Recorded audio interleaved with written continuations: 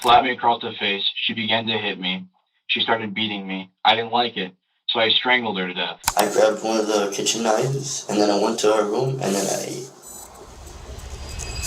It's okay, you can say I killed her. Why did you kill your mother? Do you know? If I have to say it now, I can wait for a lawyer. Okay, at this point, you want a lawyer? I'm sorry. That's it, Your Honor.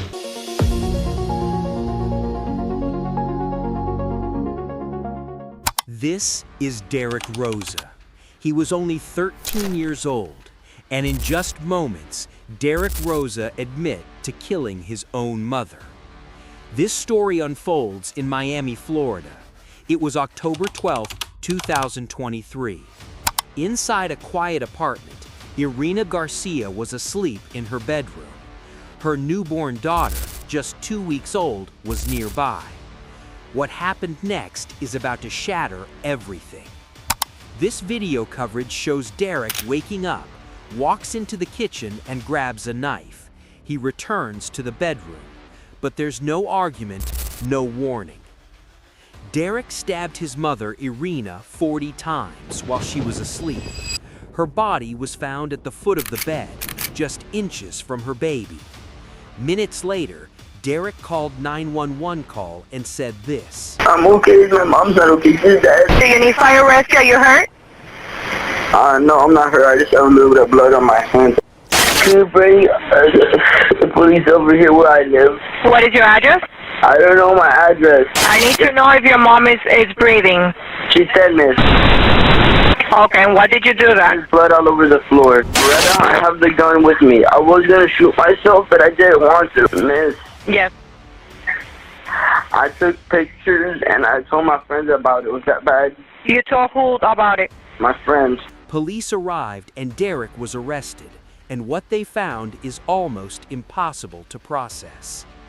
During questioning, Derek calmly explained what he did. So you went to sleep around 10? Yeah. Okay, and then what? I woke up, I went to the kitchen.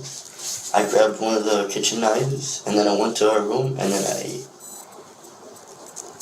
It's okay, you can say I killed her. Okay, you said she was sleeping. Yes. Okay. Where exactly did you her? At first, I her right here. And her neck? It's like a type of vein that goes through your neck right here on both sides. And if Okay. you stab here, a lot of blood sprays out, right? Was there a lot of blood after? There's a big puddle of blood on the floor. Okay. Everywhere went silent when asked why he did it. Why did you kill your mother?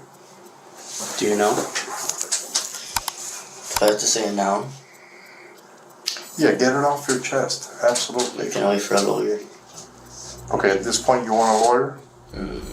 The courtroom phase began, and surprisingly, prosecutors found out the chilling Google searches.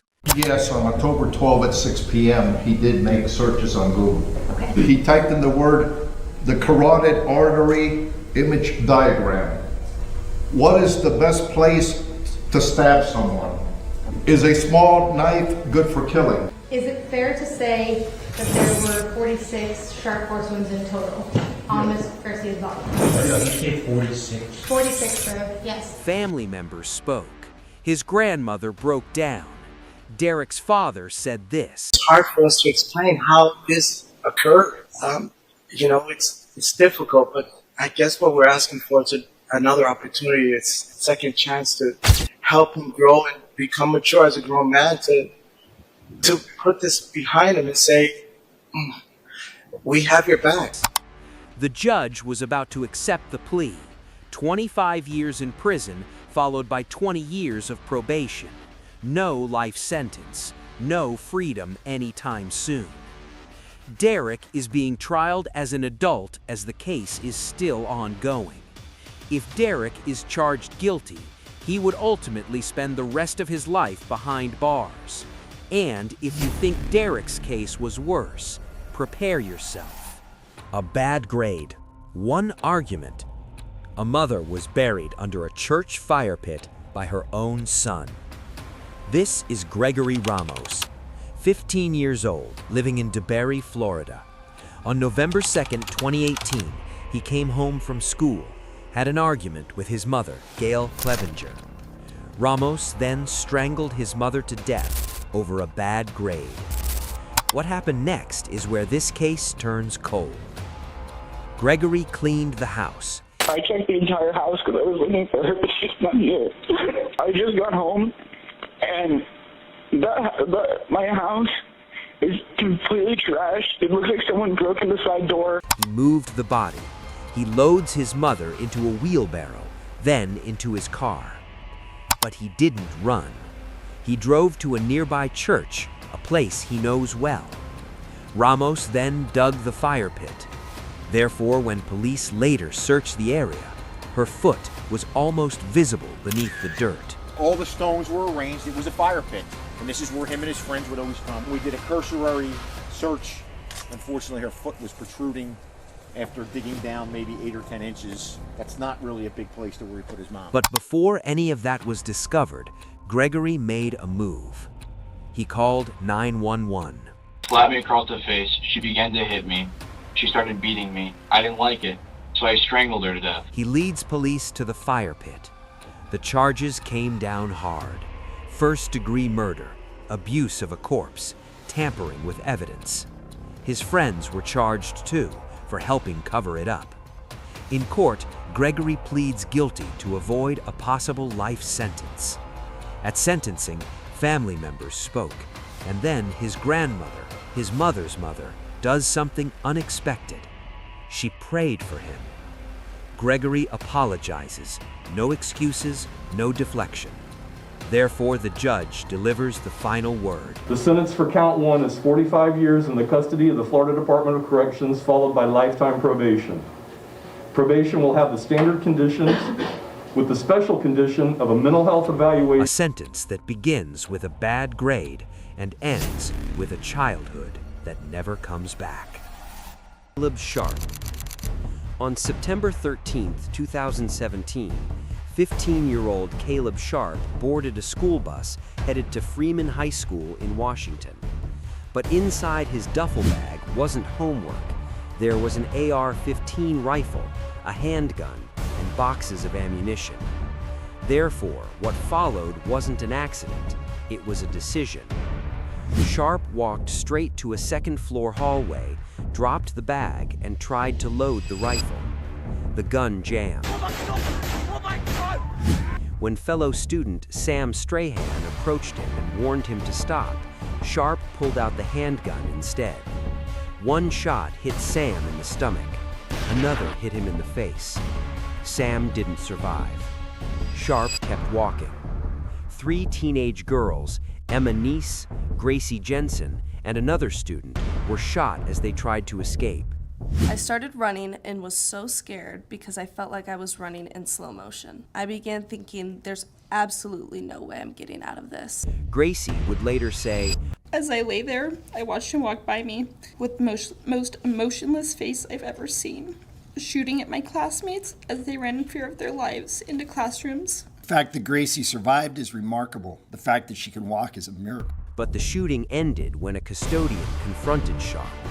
He dropped the gun, raised his hands, and surrendered. 5 years later, in a Spokane County courtroom, Sharpe finally spoke. I'm sorry to every single person I forced PTSD upon. I'm sorry to all the people who can't go out in public anymore. But his apology came after years of silence. For Sam's mother, Ami Strahan, it meant nothing. "You took my son in the worst way possible," she told him. "You ruined my life." Sharpe's defense asked for 20 years, citing youth and immaturity, but the judge didn't agree. Therefore, Sharpe was sentenced to 40 years to life in prison, with parole eligibility no earlier than age 55. Justice was delivered, but for the families and survivors, the sentence didn't bring peace. It only marked the end of the courtroom chapter in a story that will never truly be over. But the next case would be even more disturbing, because it happened inside a school, and the victim was a teacher who never saw it coming. Put this animal behind bars to the maximum possible sentence, and I beg of you, Your Honor, do not give this coward the opportunity to shatter another family's lives. Here today in the hope that justice for Colleen will be served. Philip Chism, the student who hunted his teacher. A teacher walked into a school bathroom. A student followed her inside. She never came out. Her body was later found hidden in the woods. The killer was 14 years old. His name was Philip Chism. In October 2013, Colleen Ritzer was teaching at Danvers High School in Massachusetts. She stepped out during class. Security cameras showed a student following behind her. That student was Philip Chism. Minutes later, she was gone. Chism attacked his teacher inside the school. Then he moved her body using a recycling bin. He planned to bury her in the woods. Afterwards, he went home. He bought movie tickets using her credit card. He tried to live like nothing had happened. Police tracked his movements through surveillance footage. They found blood on his clothes, and his calm behavior raised alarms. In court, Chism showed no emotion, no tears, no remorse, no reaction. The victim's parents sat just feet away. They described a daughter who loved teaching, a woman who trusted her students. He is pure evil, and evil can never be rehabilitated. I miss her friendship. I miss Colleen. Her father said he had been at the school that day and left without knowing what waited for her. Laura and I waited in those chairs for hours. A few people came and went. At some point in the night, I heard a helicopter in the distance. It was not moving, it was just staying in one place. I knew that was not good. Then someone came out of one of the back rooms, and I overheard them say, "Crime scene." I prayed constantly that night. First I prayed they find Colleen and she'd be safe. But after I heard the helicopter and the words "crime scene," my prayers changed to "please, don't let it be Colleen." You must imprison this killer for the rest of his life. Chism's lawyers claimed he was mentally ill, that he heard voices, that he didn't understand what he was doing. But the jury rejected the defense. Process is central to the maintenance of our social compact and part of the core of the concept of ordered liberty. This court will impose the mandatory life sentence for the murder of Colleen Ritzer and set a parole eligibility date of 25 years. Philip Chism was sentenced to life in prison with the possibility of parole after 25 years.